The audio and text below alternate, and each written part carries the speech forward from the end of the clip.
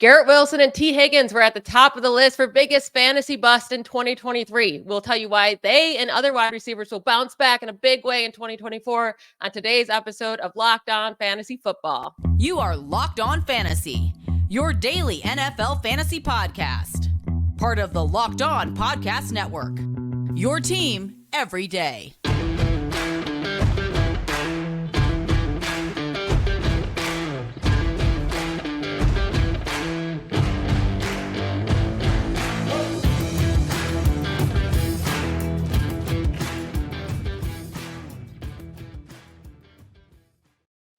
Thanks for making Locked On Fantasy Football your first listen every day. We are part of the Locked On Podcast Network, your team every day. I'm your host, Michelle Magdziuk. When I'm not doing this, I'm a researcher at NFL Network and fantasy analyst for NFL.com.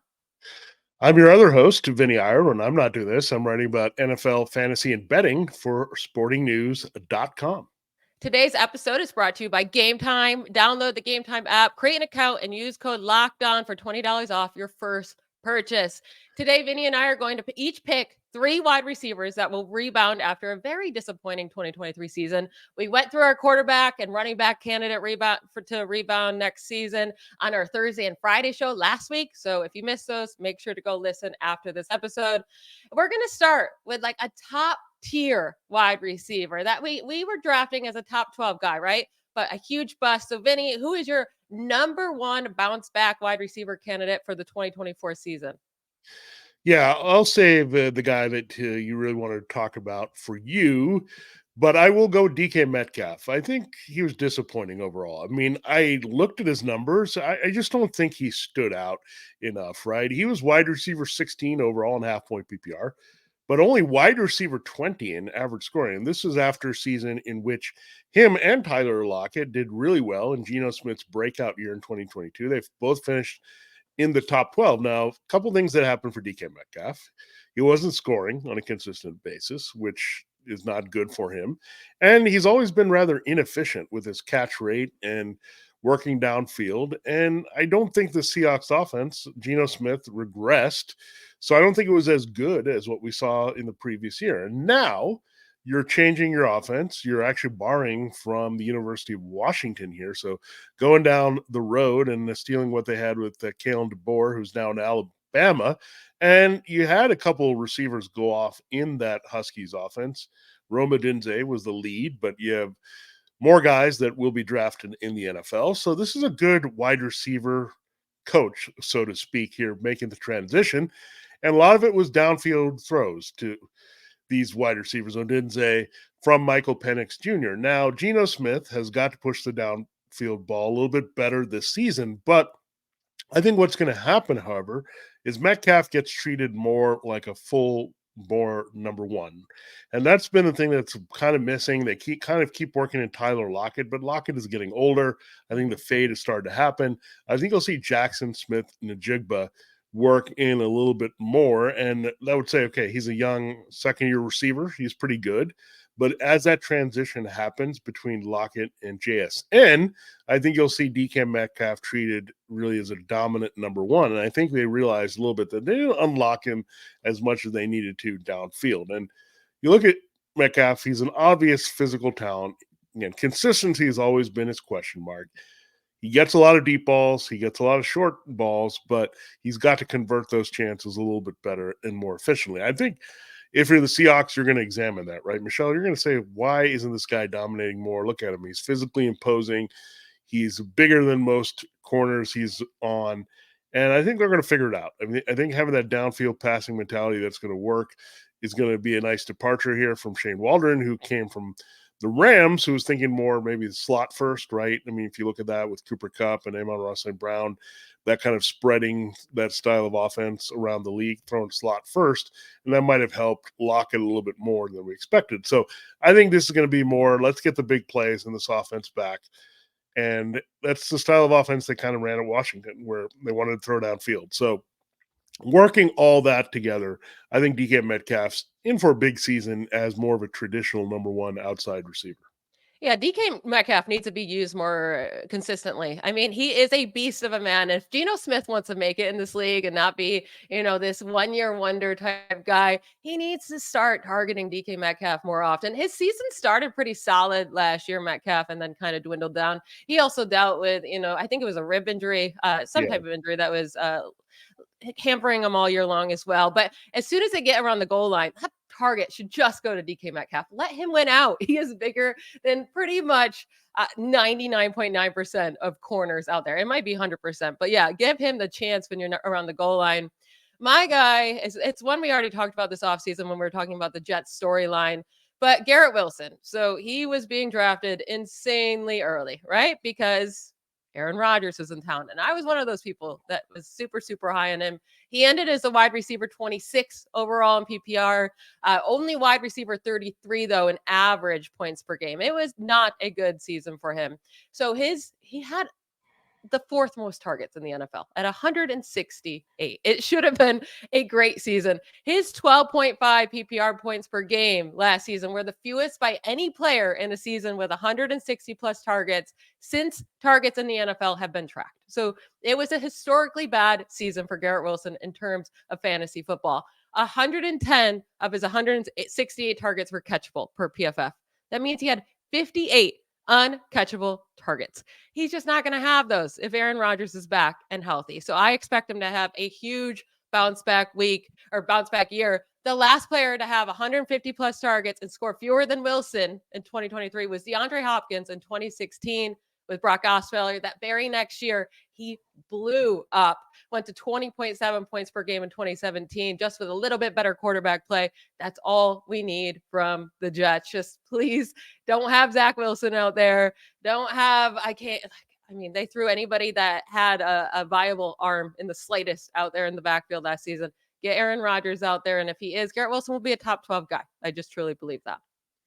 Yeah, I mean, both of these guys should be treated more like number ones overall. And again, different circumstances and different disparity, right? Metcalf was still pretty solid. I think Wilson was a huge disappointment based on the hype, and none of it was his fault. I mean, you just throw out quarterbacks like that were messy, and that can affect a quarterback or affect a wide receiver and his scoring a lot. And we didn't see it a lot in many places, but we did see it to some degree, right? With the Vikings, they just weren't the same type of offense when Kirk Cousins went down with Achilles. So we're fortunate it doesn't happen too often. I think you saw some degree, I think, with the Bengals receivers as well, not the same downfield ability for Jamar Chase and T. Higgins. So again, quarterback means a lot for these wide receivers, especially if they don't have a good backup in these situations. Most of these teams do not have the backup. They're simply going to pick up and let the backup really produce as well in terms of getting the ball to the number one receiver. So again, all those things make a lot of sense there. And look, Metcalf and Wilson, just don't sleep on these guys. I think there's going to be some looking at the negative feelings from last year and let them slide a little bit in your draft. I think if anyone would go higher, I think it obviously would be Wilson because everyone sees the direct path with Rodgers where Seahawks, he might be okay. He's inefficient. It's still Geno Smith. He might be off. So you probably will get a better value just a little bit in the draft with Metcalf than you will with Wilson. But I think Wilson is totally worth where he was going to be going here once again as a wide receiver one. This episode of Locked On Fantasy Football is brought to you by the Game Time app. Buying tickets to your favorite events shouldn't be stressful. Game Time is the fast and easy way to buy tickets for all the sports, music, comedy, and theater near you. With killer deals on last-minute tickets and their best price guarantee, you can stop stressing over the tickets and start getting hyped for the fun you'll have. This is an app that I absolutely love and have used 100 gazillion times. The Game Time app always has had my back. Used to live in Pittsburgh, right down the street from Heinz Field. It was called that at the time. Wake up on Sunday morning, last second decide I wanted to go to the game, jump on the Game Time app, and I could always find the best deals possible. And I knew exactly where I was sitting, and I knew it was safe to buy tickets on this app. It's the fastest growing ticketing app in the country for a reason. Get images of your seat before you buy so you know exactly what to expect when you arrive. Buy tickets in a matter of seconds, 2 taps, and you're set. And tickets are sent directly to your phone so you never have to dig through your email. Take the guesswork out of buying tickets with Game Time. Download the Game Time app, create an account, and use code LOCKEDON for $20 off your first purchase. Terms apply. Again, all you have to do is create an account and redeem code LOCKEDON. That's LOCKEDON for $20 off. Download Game Time today. Last minute tickets, lowest price guaranteed. Our next bounce back candidate will be a wide receiver that we're taking as like a top end wide receiver 2, or maybe middle wide receiver 2, that we expected to at least finish as a top 20 wide receiver last season, right? And that did not happen at all. So, Vinny, who is your second wide receiver rebound candidate for the 2024 season? Yeah, my choice is Terry McLaurin, and it was very frustrating there with the Commanders and their usage of their wide receivers. It took them so long to figure out how to get the ball to John Dotson. A lot of the games were dominated by short throws to Curtis Samuel, and there were some games randomly where Logan Thomas would pop up, or the backs, Brian Robinson Jr. and Antonio Gibson, would be way too involved for our liking. And part of it is just Sam Howell running around for his life, just trying to throw the ball and get it out. Now we should have a better quarterback situation overall, whoever it is, I think.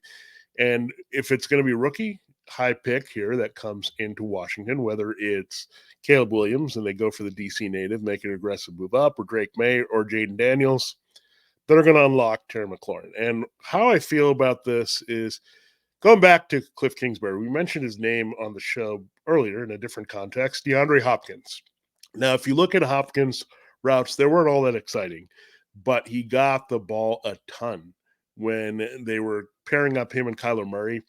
This was just the guy targeted all over the field, and they treated him like a number one. And I think McLaurin has that kind of talent. The key that has been kind of eluding McLaurin to be a top tier is the touchdowns. He's not a guy that they throw to a lot in the red zone, but I think that needs to change. It's kind of like Metcalf. I think they don't use McLaurin as much as they should.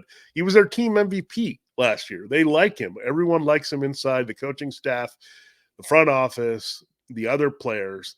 They want him to act and be treated like the alpha. And last year, wide receiver 32, half point PPR. That was just overall, but only 42 when you look at the average scoring. So he wasn't even a wide receiver 3, partly because, again, he's not getting the high leverage looks.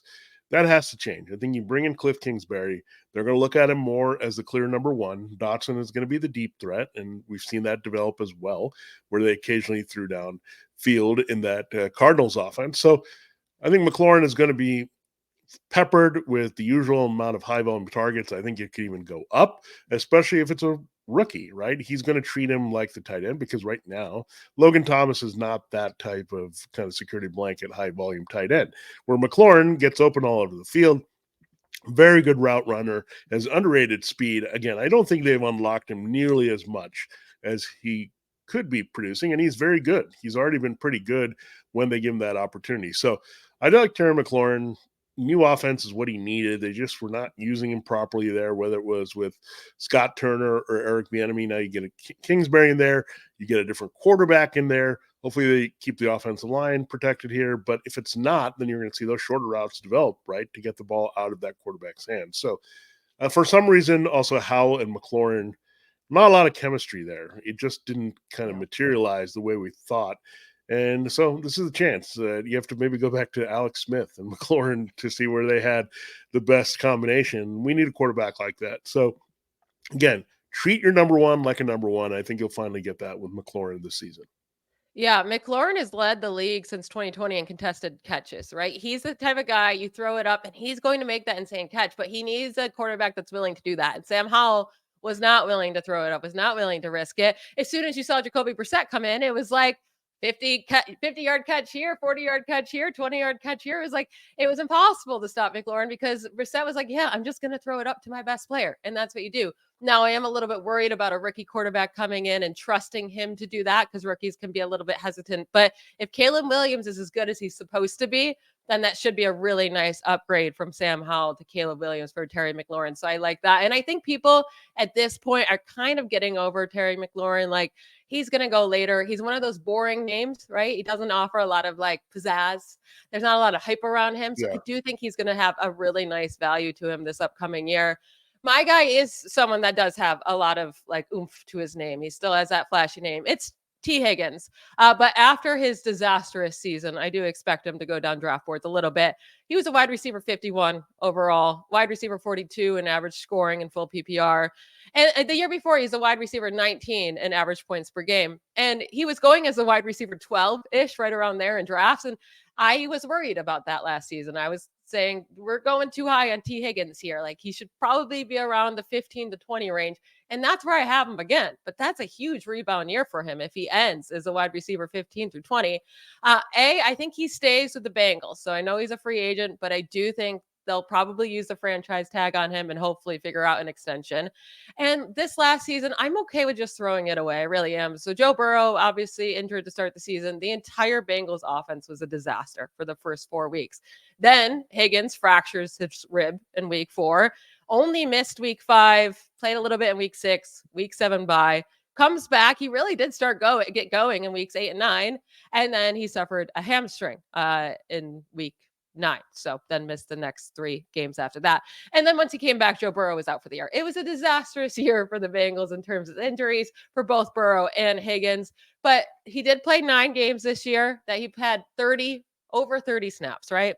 And that's not asking for a lot because a typical T. Higgins game is around 50 to 60 snaps. So just more than 30 snaps. He averaged over 14 points per game in those games. So when he was on the field, actually getting the snaps and not injured, he was doing pretty solid fantasy work there. And that's even counting week 1 when he did play more than 30 snaps, had 8 targets and 0 receptions, 0 fantasy points. So even with that complete dud in there, he still averaged 14.1 points per game when he was on the field. That is a very solid fantasy score. It's not a top 10 guy, but that will get you around wide receiver 15 to 20. And you're going to be very happy with that, with where T. Higgins is going to be drafted.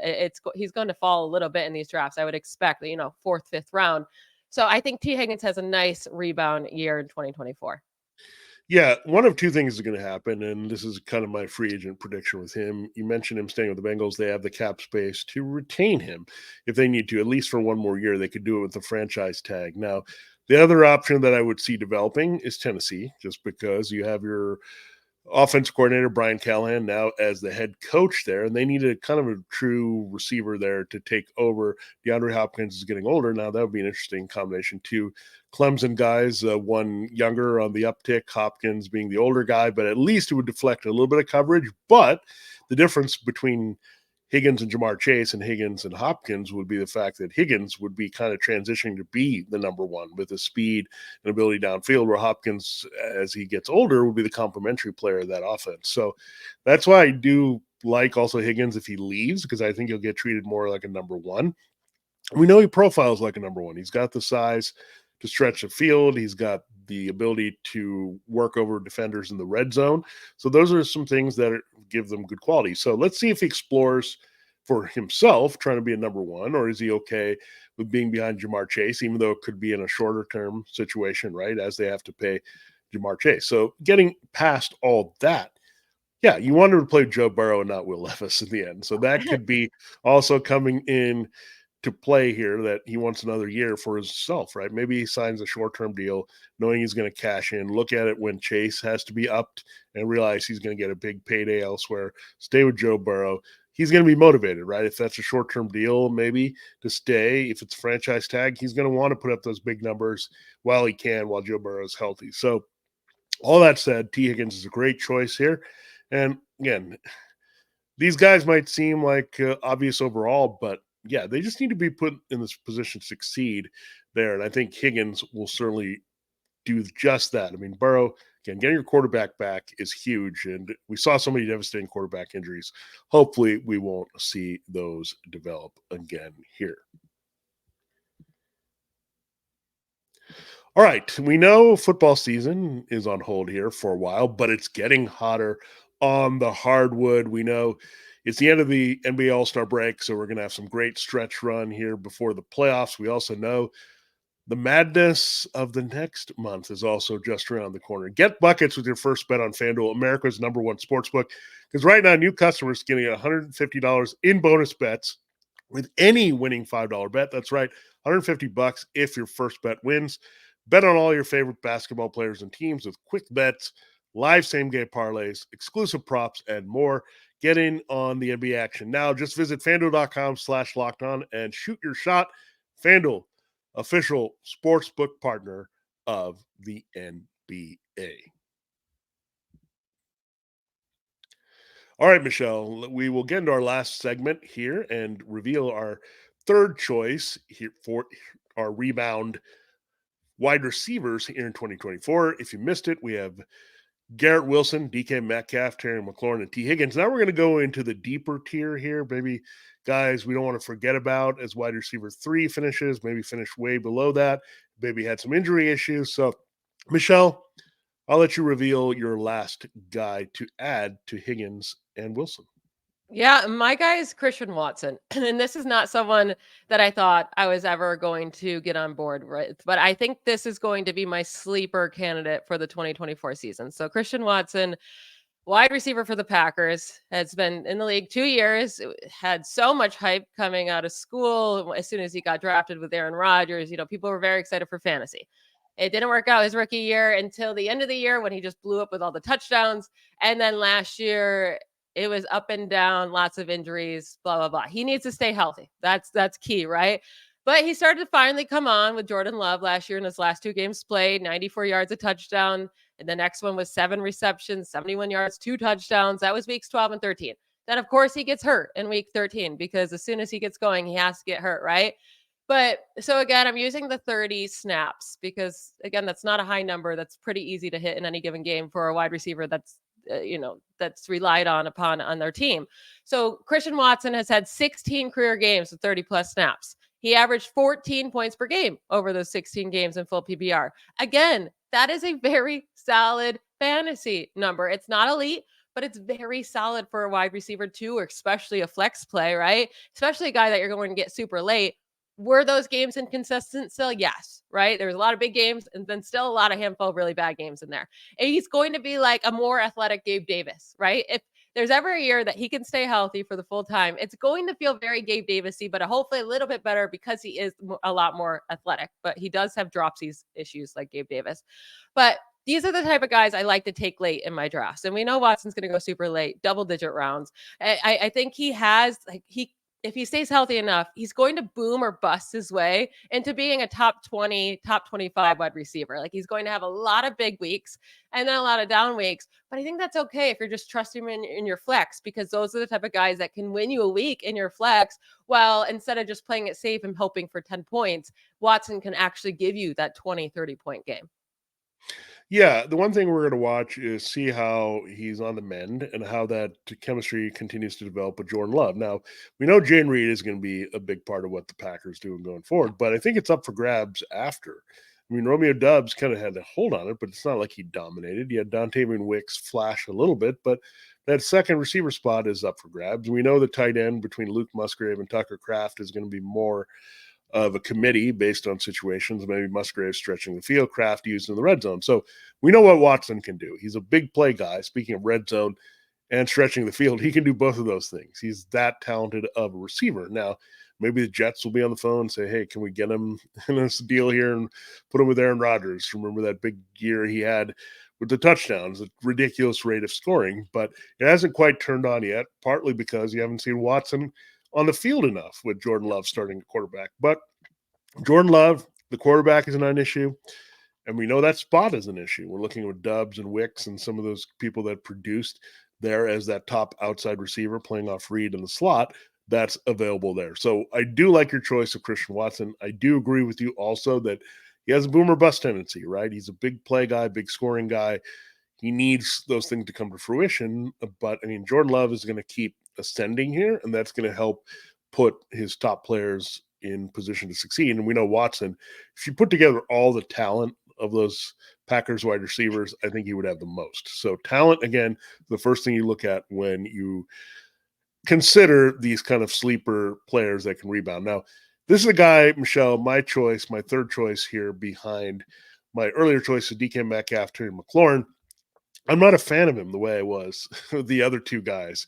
I actually don't like this guy very often. I don't like to draft him. I haven't liked the nature of his game because it's so big play dependent and big game dependent. Yeah. He can disappear. It's Marquise Brown. And why I'm putting him here is I'm crying out to the Chiefs, go get this guy. It hasn't worked out with Lamar Jackson. It hasn't worked out with Kyler Murray. I don't know why. I mean, especially with Kyler Murray, he played with him in college. You think that chemistry would work out. I know Marquise has always been hurt a little bit. He's a little bit smaller receiver. Other than early in that time with Lamar Jackson when he was making the big plays and they were connecting downfield. I remember that game, that season opener in Lamar's MVP season 2019, where he went nuts. I said, this guy's special. He's just going to blow by. It was his first game in the NFL. First game. And I said, oh, this guy looks like who? Tyreek Hill. And I said, maybe he could be good. And he has lived up to that, right? He's not Tyreek Hill because he can't run the slot routes the same way. He's also not as fast. No one is. So when you look at that, but he's that type of receiver, right? He's a field stretching guy. I think with the Cardinals, maybe he evolved a little bit as a receiver when he was healthy and on the field. So kind of had a few moments as a number one, but man, Hollywood Brown has just teased us. Like, he has a great nickname. It's the big playability, is there. You just need to stay him on the field. Now, does he move on to a situation like with Aaron Rodgers or with Patrick Mahomes, where he's the deep threat? And look, they can move on. We talked about this in Kansas City for Marquez Valdes-Scantling.